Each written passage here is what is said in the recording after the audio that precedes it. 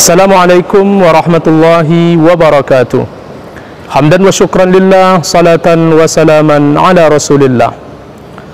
Segala puji bagi Allah subhanahu wa ta'ala, dan salawat kepada junjungan alam Nabi besar kita Muhammad sallallahu alaihi wasallam. Pagi ini di hari Jumat, kita mengangkat tema yaitu musyawarah dan mufakat.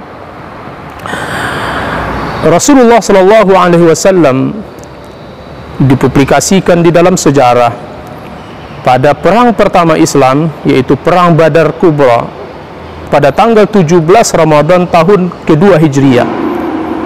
Ketika itu Rasulullah sallallahu alaihi wasallam dengan jumlah yang sedikit, lebih kurang 313 orang, sementara kaum kafir Quraisy yang akan dihadapi lebih kurang berjumlah 1000 orang.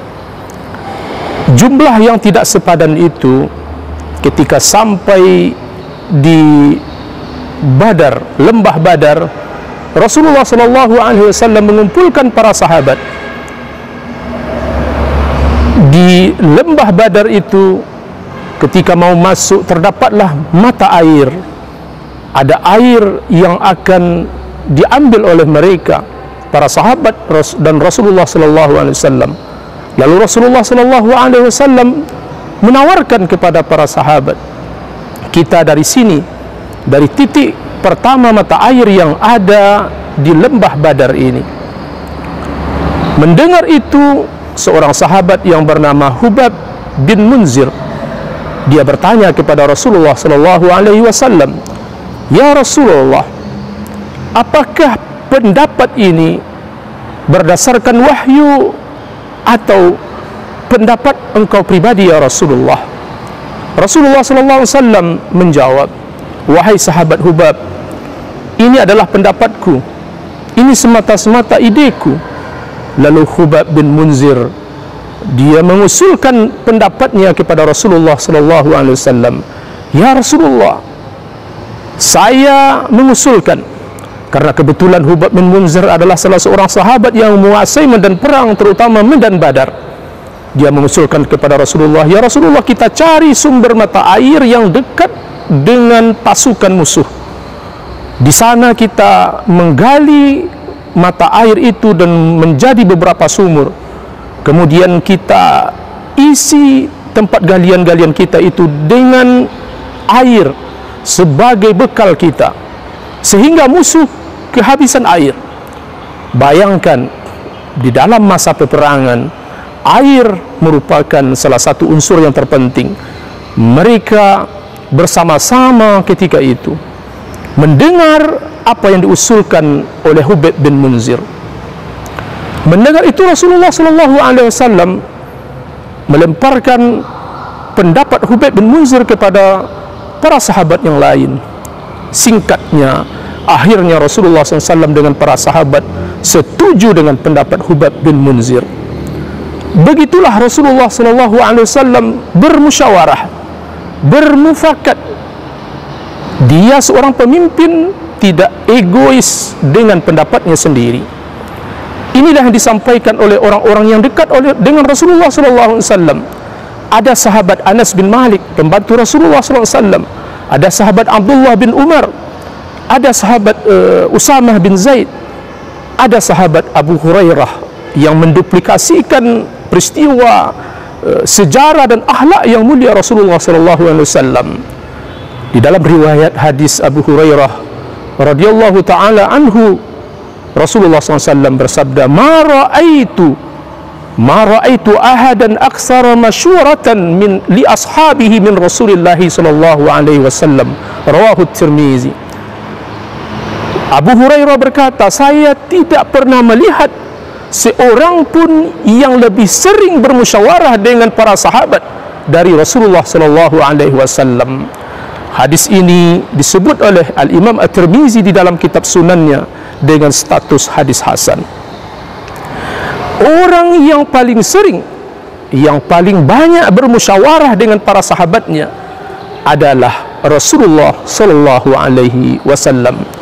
Maka hadis ini memberikan inspirasi, memberikan motivasi, memberikan salah satu media sarana dalam bermuamalah, berinteraksi, bahkan dalam kehidupan yang lebih besar, berbangsa dan bernegara.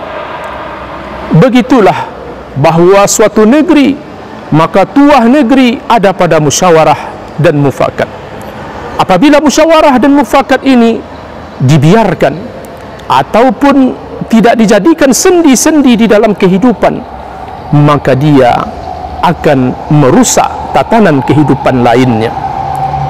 Hadirin yang berbahagia, pemirsa yang dirahmati Allah Subhanahu wa taala, begitulah dakwah Rasulullah sallallahu alaihi wasallam dan akhlak mulia Rasulullah sallallahu alaihi wasallam, yaitu seorang pemimpin sekaligus seorang nabi dan rasul yang tidak menyepelekan pendapat-pendapat para sahabatnya.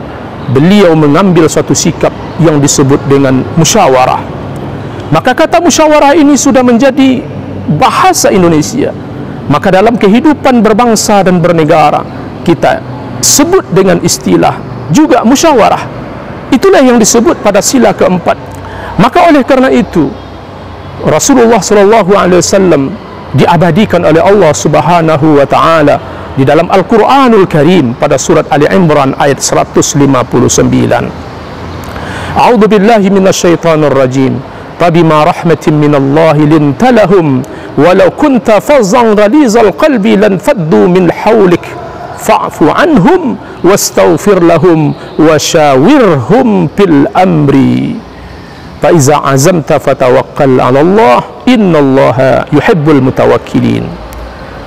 Dengan sebab rahmat Allah,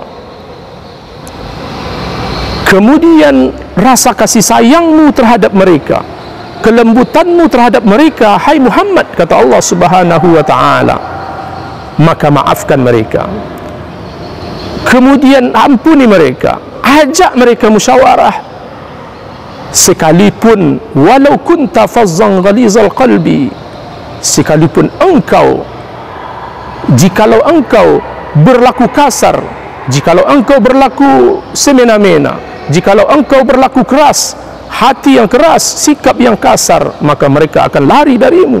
Maka perlu ada kemaafan, perlu ada pengampunan, dan yang ketiga perlu ada sikap toleransi yang disebut dengan musyawarah. Inilah agaknya akhlak Rasulullah sallallahu alaihi wasallam. Maka apapun yang akan kita tuju, apapun yang akan kita lakukan di dalam kehidupan ini, perlu dilakukan musyawarah. Maka oleh karena itu, negara ini akan tegak, suatu kaum akan kuat, suatu masyarakat akan teguh jika mereka sama-sama memegang azas musyawarah. Hadirin yang berbahagia, pemirsa yang dirahmati Allah Subhanahu wa taala. Di penghujung ini, bahwa musyawarah dan mufakat itu adalah azas di dalam kehidupan beragama, karena tertuang di dalam Al-Quran dan Sunnah dan perilaku Rasulullah SAW dan para sahabat. Azas musyawarah dan mufakat juga berlaku dalam kehidupan berbangsa dan bernegara. Adat musyawarah dan mufakat itu juga berlaku dalam kehidupan lembaga, kehidupan adat yang sudah ada sebelumnya, bahkan sebelum bangsa Indonesia ini ada. Maka kehidupan di dalam adat istiadat berbangsa dan bernegara dan di dalam kehidupan agama, semuanya selaras bahwa mereka itu mendulukan prinsip-prinsip yang disebut dengan musyawarah dan adat. Bulatnya air karena berbulu, bulat kata karena mufakat. Maka bila musyawarah dilangkahi, sama saudara saling dengki mendengki. Bila musyawarah dilangkahi, sama sahabat iri mengiri. Bila musyawarah dilangkahi, sama sebangsa keji mengeji. Bila musyawarah dilangkahi, sama sekaum benci membenci. Bila musyawarah dilangkahi, tuah hilang, celakalah diri. Bila musyawarah dilangkahi, hidup bergaduh, binasalah negeri. Kita memohon kepada Allah, mudah-mudahan negeri kita ini negeri yang mengedepankan asas sila yang keempat di dalam Pancasila dan yang tertuang di dalam Undang-Undang Dasar 1945. Mudah-mudahan ada manfaat. Wabillahi taufiq wal hidayah. Wassalamualaikum warahmatullahi wabarakatuh.